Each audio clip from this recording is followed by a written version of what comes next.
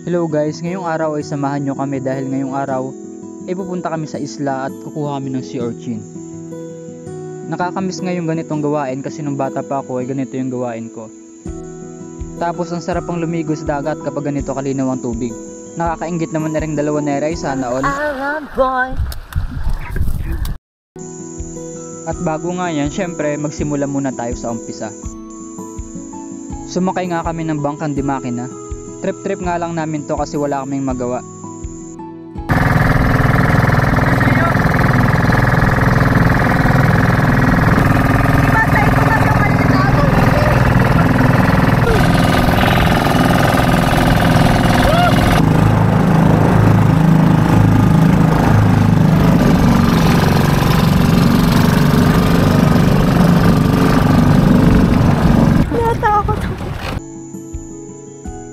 Paglapag nga namin na hindi namin namalayan na wala na pala yung pambira ng makina. Kaya naman ang ending ay naghanap na lang kami ng bagin para yun ang pambira mamaya ng makina. Buti na lang talaga mga laking boy scout tong mga kasama ko. Kaya naman hindi kami nagpanik. At pagkatapos nga nun ay wala na akong inaksyang panahon, lumigo na ako sa dagat.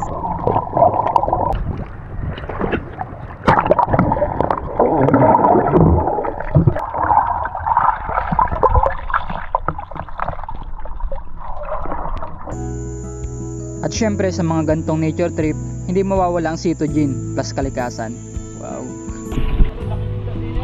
Ay, nandito kami ngayon sa Elephant Island. Yan. Mga point. Graba. Napakaganda ng tanawin dito. Yan ang tubig. Yan o. Then yan yung Marinduque. Marinduque. Tapos dito ay kukuha na nga kami ng sea urchin para yun ang gawin naming pulutan. Kainin namin. Diarya.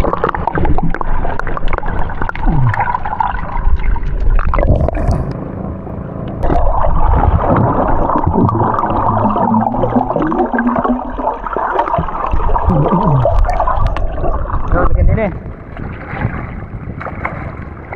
Okay guys, sa part na to ay ako naman yung sumisid kasi nahihirapan yung kasama ko kasi marami niyang tinik. Woo!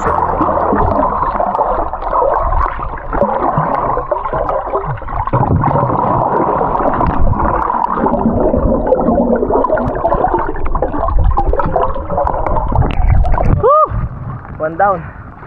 Pare, buka mo giliw. Yun, ang galing mo pare. I love you.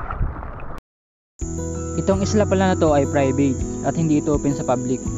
Kaya andito lang kami sa gilid-gilid kasi bawal talaga pumunta doon sa mismong gitna.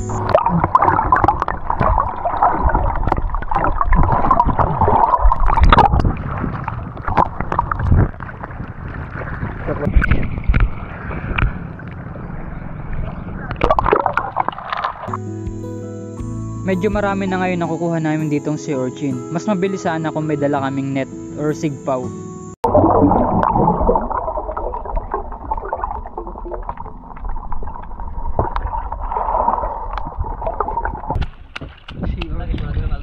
Ha? Kaya nga yun. Gawa eh. Kala ko alam na. Isang baso pare. Yun na yung tagay na yun. Oh. Isa masamahin na natin dito. Hindi nyo. Talagang usukaw. Iyon.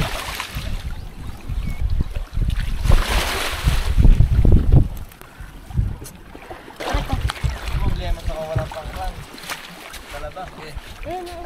Talaba pag samasamahin natin. May talaba dyan? Hindi na kayong mag-vlog. Ngayon, nandito ako sa pinakamagandang isla. Dito sa Marinduque. Located by Buena Vista Lipata.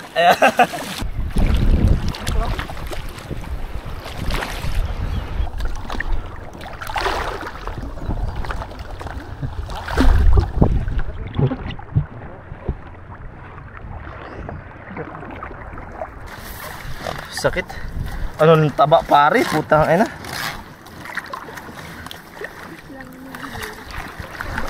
Oh. Aray ko. Ang sakit. Laki niya. Sakit ah. Sakit. Putang ina.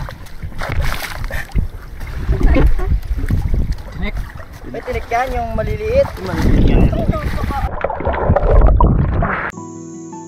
Pagkatapos nga namin kumain ng sea urchin ay mangunguha kami ng sihi para yun naman ang ihawin namin.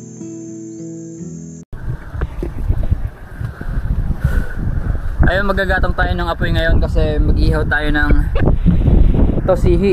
May nahuli sa mga sihi. Kukuha pa sila doon. Then meron na ditong ano, may nagluluto na pa dito dati. Ayan, gagatong tayo ng apoy. Ayan, nakapagatong na tayo ng apoy.